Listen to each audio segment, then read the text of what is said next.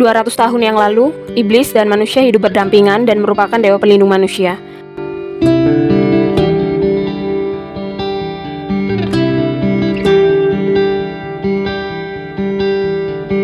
Iblis mendatangi manusia-manusia yang sedang mengalami kesusahan dan membantunya untuk mewujudkan apapun yang mereka inginkan. Tetapi semua itu tidaklah gratis, mereka harus teken kontrak dengannya. Setelah 10 tahun mereka akan meninggal, dan roh mereka akan dibawa ke tempat para iblis berasal, yaitu neraka. Mereka tidak memperdulikan itu karena yang terpenting adalah kehidupan yang mereka jalani sekarang, dan berpikir kalau tidak ada tempat yang lebih mengerikan daripada tempat yang mereka tempati sekarang. Akhirnya, manusia pun menyetujui persyaratannya. Kemudian manusia menaikkan kontrak tersebut menggunakan darahnya, karena itu sudah menjadi aturannya.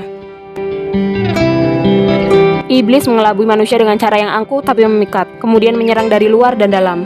Meskipun manusia tersesat jalannya karena tergoda perkara duniawi, tapi mereka berbuat jahat akibat ambisi mereka sendiri.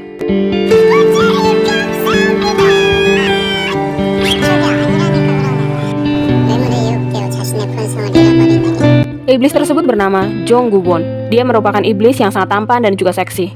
Selain itu, dia juga presiden direktur Yayasan Sunwol yang mensponsori budayawan tradisional.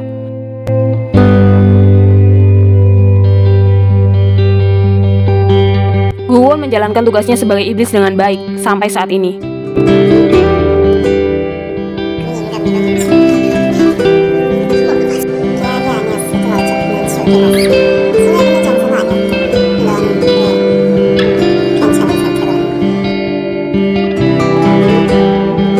Suatu hari, ia bertemu Do Do-hee, gadis cantik namun sikapnya seperti iblis, si putri kecil yang biasa disebut Ayu di dunia hidangan penutup, dan Kim Yuna di dunia makanan minuman. Dia juga direktur utama Mirai F&B yang mendapat penilaian terbaik selama 2 tahun berturut-turut.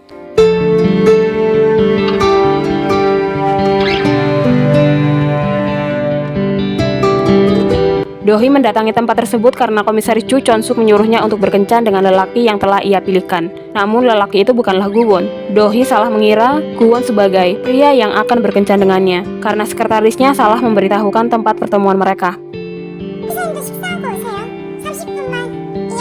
Do-hee memberitahu Gu-won kalau dia menikah dengan pekerjaannya dan sama sekali tidak tertarik dengan pria. Namun ketika melihat wajah tampan Gu-won, ia sedikit terpaku. Gu-won selalu berbicara tidak sopan terhadap Do-hee, karena di matanya semua manusia itu tak berarti. Komisaris Chu terus memastikan kencannya berhasil. Untuk itu, Do-hee akan berada di sana bersama Gu-won selama 30 menit. Sementara, pria yang akan berkencan dengan Do-hee sedang menunggunya. Do-hee ingin mengakhiri kencan ini, namun ia tidak bisa melawan sabda Tuhan. Mengetahui hal itu, Gu-won berpikir kalau Tuhan mengatur perjodohan untuknya. Namun, yang dimaksud Tuhan oleh Do-hee itu berbeda dengan yang Gu-won pikirkan. Yang dimaksud Do-hee sebagai Tuhan adalah komisaris utama Chu Chon-suk.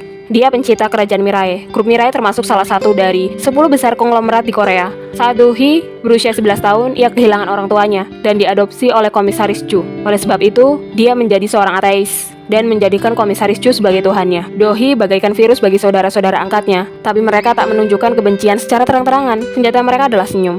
Mereka semua memperebutkan tahta grup Mirai. Gu-won tertawa setelah mengetahui kebenarannya dan mengatakan bahwa Do-hee adalah manusia pertama yang membuatnya gugup.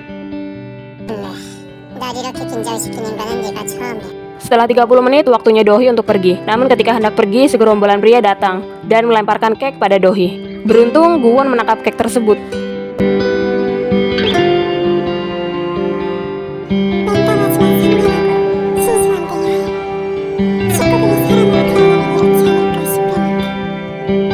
Do-hee terpesona dengan ketampanan yang dimiliki Gu-won, sehingga membuatnya salah tingkah dan ingin pergi ke toilet.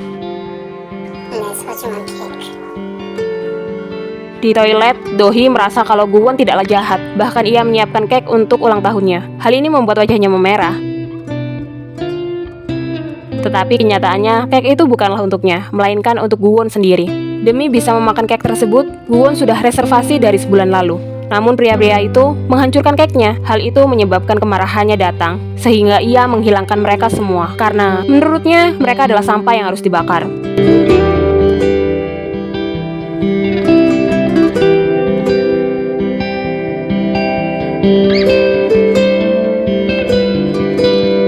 Kembalinya Do-hee, ia melihat keknya sudah hancur. Kemudian dengan kesal ia meninggalkan tempat tersebut. Di perjalanan, Dohee mendapat panggilan telepon dari kepala keuangan grup Mirai, Cha Tae-jun. Ia ingin memberikan informasi penting yang akan membuat Dohee diangkat menjadi komisaris grup Mirai.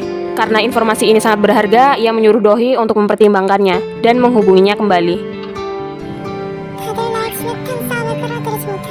Di rumah sakit, Dohee akhirnya tahu kalau Guwon bukanlah pria yang ingin dipertemukan dengannya.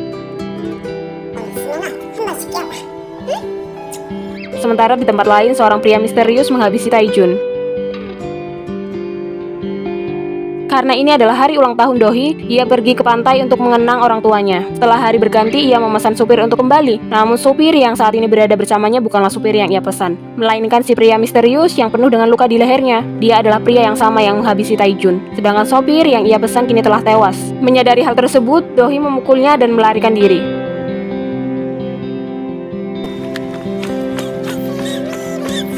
Sementara Guwon saat ini sedang mencari mangsanya yang tidak lain adalah Dohee. Guwon segera menghampiri Dohee.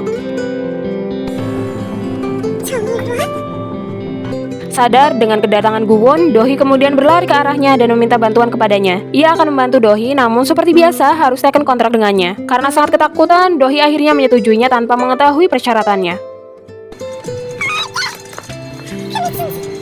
Guwon menghajar pria itu, sedangkan Dohee berusaha untuk melarikan diri dari mereka.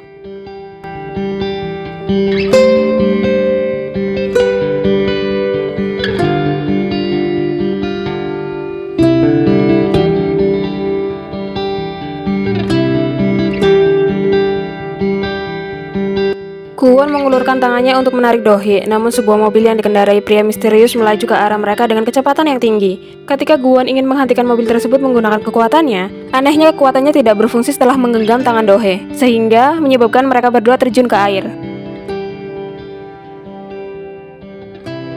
Di dalam air, tanda sebagai seorang iblis yang dimiliki Guwon telah berpindah kepada Dohee. Ketika ia akan menyelamatkan Guwon menuju daratan, namun Dohee terlanjur tidak sadarkan diri.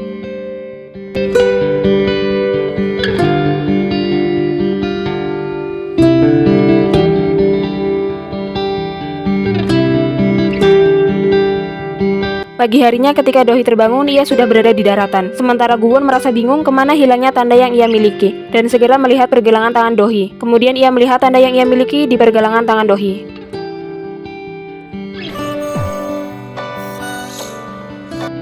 Dengan ini, apakah Dohee akan menggantikannya sebagai iblis? Lalu, bagaimana dengan Guwon? Apakah ia akan menjadi manusia seutuhnya dan kehilangan kekuatan yang ia miliki untuk selamanya?